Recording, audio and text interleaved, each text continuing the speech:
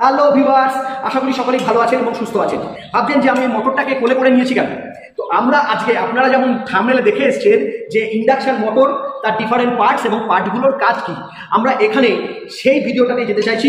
তার জন্য আমরা নিয়েছি একটা 3 ফেজ স্কুয়েল কেজ ইন্ডাকশন মোটর। এই ইন্ডাকশন মোটরটিকে আমরা এখানে ডিসমেন্টাল করব। ডিসমেন্টাল করার পর আমরা দেখব তার ভিতরে ইনার পার্টস কি কি আছে এবং সেই পার্টসগুলো কি কি কাজ করে, মোটরটা যখন ঘোরে কোন পার্টের কাজ কি থাকে। তো ভিডিওটিতে যারা ইতিমধ্যে উপস্থিত হয়ে গেছে, ভিডিওটিকে একটু স্কিপ না করে সম্পূর্ণ ভিডিওটা আমার সঙ্গে থাকুন, নাহলে কিন্তু অনেক কিছু আপনাদের কাছে মিস হয়ে যাচ্ছে। এইরকম আরো অনেক অনেক অনেক ইলেকট্রিক্যাল স্টার রিলেটেড ভিডিওস বাংলায় উপলব্ধি করার জন্য অবশ্যই চ্যানেলটাকে সাবস্ক্রাইব করে পাশে থাকা বেল আইকনটা প্রেস করে রাখুন। তো চলুন শুরু করছি আমাদের আজকের ভিডিও সেশনটা। তো বন্ধুরা, যখন আমরা ইন্ডাকশন মোটর নিয়ে পড়াশোনা করেছি তখন আমরা জানতে পেরেছি যে একটি ইন্ডাকশন মোটরের মেনলি দুটি পার্ট থাকে, একটি হলো স্টেটার এবং আরেকটি হচ্ছে রোটার। তো এই হলো আমাদের 3 ফেজ স্কুয়েল কেজ ইন্ডাকশন মোটর। এই মোটরটাকে আমরা এখানে এখন ডিসমেন্টাল করব। ডিসমেন্টাল করার জন্য আমাদেরকে কয়েকটা জিনিস ধাপে ধাপে এগিয়ে যেতে হবে। এখানে যেমন কিছু স্ক্রু লাগানো আছে, এখানে ব্যাক কভারটাকে লাগানো আছে, এর নিচেই রয়েছে আমাদের কুলিং ফ্যান। তো আমরা ফার্স্টেই ব্যাক কভারটাকে খুলবো, তারপর আমাদের দুদিকের রিয়ার যে কভার দুটো আছে, front rear cover and back rear cover, সেই রিয়ার কভারগুলোকে এখানে থ্রু বোল্টের সাহায্যে আটকানো আছে, আপনারা দেখতে পাচ্ছেন বোল্টের মাথাটা এখান থেকে দেখা যাচ্ছে, সেগুলোকে আমাদের স্প্যানারের সাহায্যে খুলবো। তারপর আমরা স্টেটরের গা থেকে রোটরটাকে টেনে বার করবো এবং ভিতরের পার্টসগুলোকে আপনাদের সঙ্গে দেখাবো।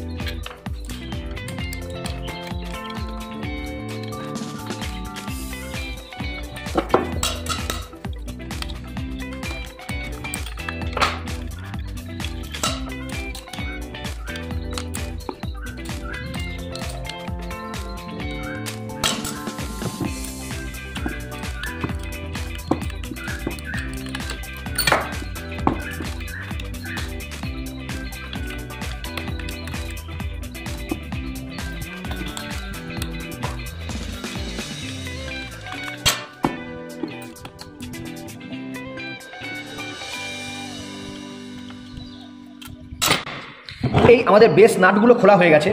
এবার আমাদের এখান থেকে এই দিকে অর্থাৎ এই শ্যাফটের দিকে হালকা করে মালেট দিয়ে ঠুকে আমাদেরকে এই স্টেটর এবং রোটার পার্টটাকে আলাদা করতে হবে। আমাদের এরকম একটি কোর চিজেল নিতে হবে।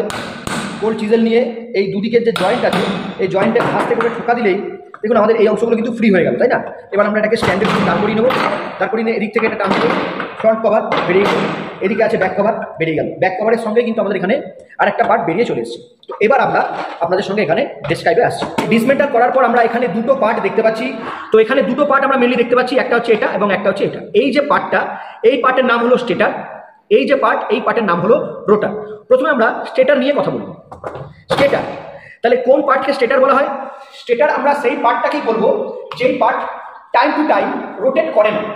মোটরের যে অংশটা টাইম অতিবাহিত হলেও সেটা রোটেট করে না, অর্থাৎ ঘোরে না, এই পার্টকে বলা হবে স্টেটার। অর্থাৎ যার পজিশন হচ্ছে স্ট্যাটিক, সে স্থির অবস্থায় থাকতে পারে। মোটরের এই যে অংশটা, এটা কিন্তু কখনো রোটেট করে না, এটা স্থিরভাবে বেসের সাথে নাট বোল্ট দিয়ে আটা থাকে। সো এটার নাম হচ্ছে স্টেটার। স্টেটারের মধ্যে বিভিন্ন রকম পার্টস আছে, আমরা সেই সাব পার্টসগুলিতে এবার আসছি। দেখুন এই যে অংশটা আমি এখন এখানে হাত রাখছি, এই অংশটাকে বলা হয় ইয়ক বা ফ্রেম। এই ইয়ক বা ফ্রেম মূলত ছোট মেশিনের ক্ষেত্রে কাস্ট আয়রন এবং বড় মেশিনের ক্ষেত্রে রোল স্টিল দিয়ে তৈরি করা হয়। এই যে স্টেটার, এই স্টেটারের গায়ে এরকম দাগ কাটা দেখতে পাচ্ছেন, এই যে দাগগুলি দেখা যাচ্ছে ফেন্সের মতো, ট্রান্সফরমারের গায়ে যেমন ফেন্স থাকে সেরকম ঠিক তেমনি এখানে দাগগুলি কাটা রয়েছে। এর ভেতরে এই যে অংশটা, এখানে আপনারা দেখছেন কপার ওয়্যার দিয়ে ওয়াইন্ডিং বাঁধা আছে। একটি তারকে অনেকবার পেঁচালেই ওয়াইন্ডিংয়ের তৈরি হয়, তো এর ভিতরে ওয়াইন্ডিং বাঁধা আছে। তাহলে স্টেটারের ভিতরে আছে স্টেটার কোর। এই যে অংশটা দেখতে পাচ্ছেন এটাকে বলা হচ্ছে স্টেটার কোর। এই যে অংশটা দেখা যাচ্ছে এটাকে বলছে স্টেটার কোর। এই স্টেটার কোর সাধারণত সিলিকন স্টিল দিয়ে তৈরি করা থাকে। সিলিকন স্টিল দিয়ে তৈরি করা হয় এই কারণের জন্য যাতে হিস্টেরিসিস লসের পরিমাণ মিনিমাইজ করা যায়। এবং এই যে কোর, এই কোর সাধারণত পাতলা পাতলা কোর ল্যামিনেশন দিয়ে তৈরি করা হয়। অনেকগুলি ল্যামিনেশনকে আমরা একসঙ্গে ল্যামিনেট করার পর একসঙ্গে হাইড্রোলিক প্রেসারের সাহায্যে একটি সিলিন্ড্রিক্যাল শেপ দিয়ে থাকি। তো এটি যে কোর, সেটি সিলিকন স্টিল দিয়ে তৈরি এবং এর পাতলা পাতলা এক একটি ল্যামিনেশনের যে থিকনেস সেটা 0.5 mm টু 0.35 mm পর্যন্ত হতে পারে। তো এখন এই যে থিকনেসটার যে ল্যামিনেট করা হচ্ছে, তা ল্যামিনেট করার প্রধান কারণ হলো যাতে এডি কারেন্ট লসের পরিমাণ কমানো যায়। তাহলে আমাদের এই সমস্ত মেশিনের ক্ষেত্রে দুটি লস থাকে, একটি হচ্ছে কোর লস এবং আরেকটি হচ্ছে কপার লস। এখানে কোর লসের কথা আমরা বলছি। কোর লসের ক্ষেত্রে দুটি লস থাকে, হিস্টেরিসিস এবং এডি কারেন্ট লস।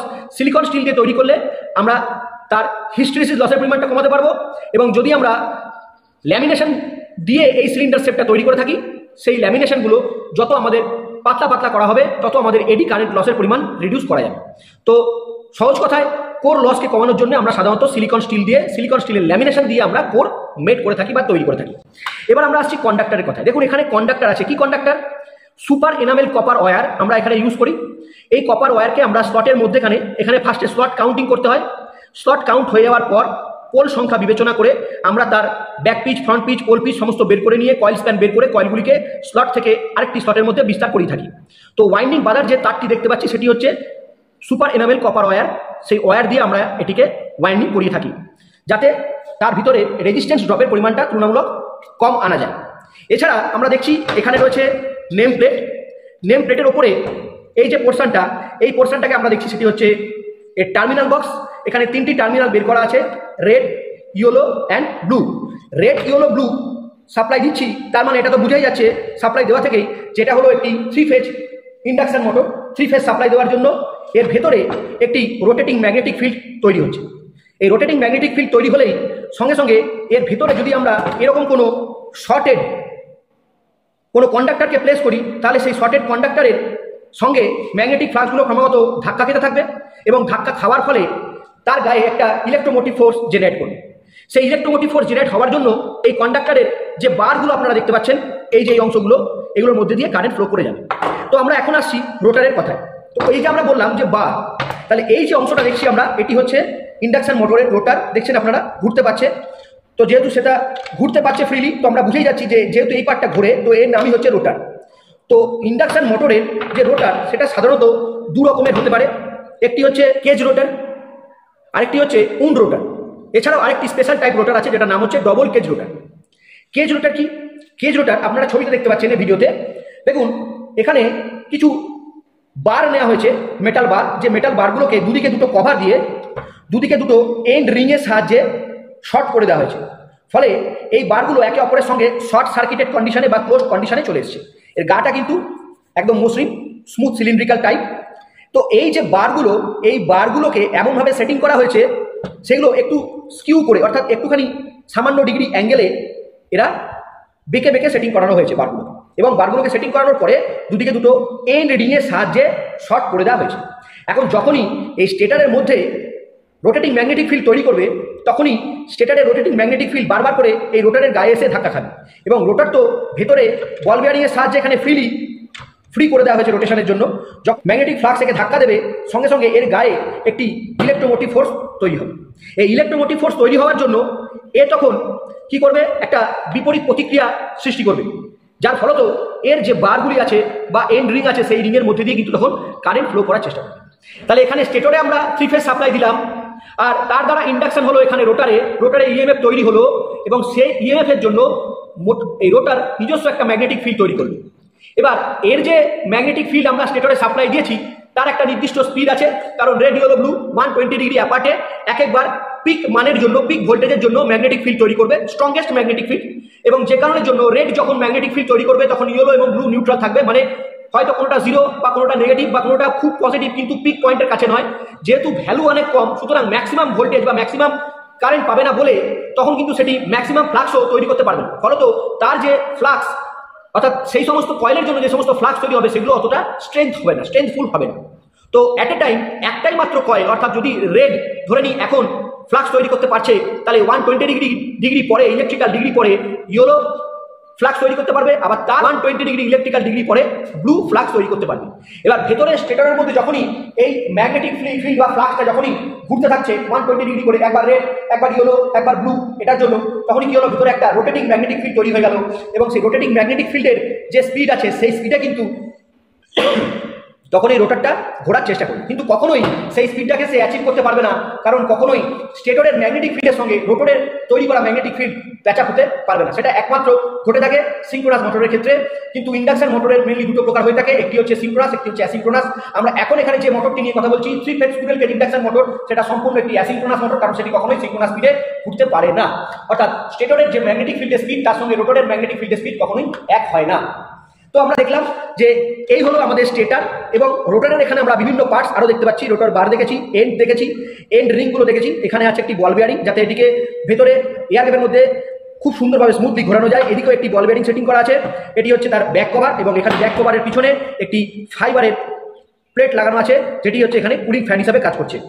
তো এই ছিল আমাদের একটি 3 phase squirrel cage induction motor, তার ভিতরকার বিভিন্ন রকমের ইনার পার্টস এবং তার কাজ। যদি ভিডিওটি আপনাদের ভালো লেগে থাকে, যদি ভিডিওটি থেকে আপনারা মূল্যবান কোনো তথ্য পেয়ে থাকেন, তাহলে ভিডিওটিকে আপনাদের বন্ধু বান্ধবীদের সঙ্গে শেয়ার করে দিন, এবং এই ধরনের আরও মূল্যবান ইলেকট্রিক্যাল স্টাডি রিলেটেড ভিডিও বাংলায় উপলব্ধি করার জন্য অবশ্যই আমার চ্যানেলটিকে সাবস্ক্রাইব করে পাশে থাকা বেল আইকনটি প্রেস করে নেবেন। দেখা হচ্ছে পরের দিন। ততক্ষণ পর্যন্ত সকলেই ভালো থাকুন, সুস্থ থাকুন এবং সকলকে ভালো রাখুন। নমস্কার।